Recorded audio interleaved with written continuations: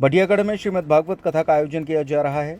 मलुक पीठाधीश्वर स्वामी राजेंद्र दास महाराज के कृपा पात्र स्वामी रसराज महाराज द्वारा यहां पर कथा सुनाई गई, जिसमें बड़ी संख्या में श्रद्धालुओं की भीड़ उमड़ रही है।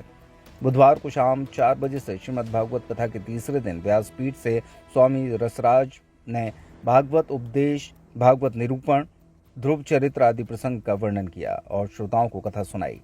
कथा व्यास द्वारा बटियागढ़ में चल रही निःशुल्क सुरभि गौशाला के सदस्यों का सम्मान किया गया। वहीं कथा में एक अलग नजारा भी दिखा, जहां गाय और बछड़ा भागवत कथा में मंच पर बैठा हुआ दिखाई दे रहा है। उतारा था और उतार करके चरणामृत राजा को दिया।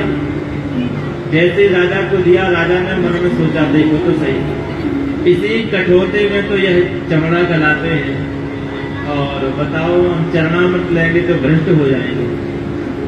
रैदास जी ने चरणामृत तो दिया, पर राजा ने अभिनय किया पीने का। चरणामृत लेकर के और धीरे से कोट में डाल दिया। कोट पहने हुए थे सफेद, कोट में डाल दिया, पिया नहीं। और उस कोट में पीला पीला दाग लग गया। अपने धोबी को बुलाया और धोबी से कहा कि जाओ इस कोट का दाग तुम छुटा देना। धोबी गया, धोबी ने खूब उसको रगड़ा, पर वो दाग नहीं गया। धोबी ने मन में सोचा, चलो दांत से ही छुटा दें। और जैसे ही दांत से वह दाग छुटाया, दांत लगते ही चरणामृत की कुछ बूंदें उस धोबी के मुख में पड़ गई और वह धोबी, उसको ऐसा दिव्य अनुभव होने लगा।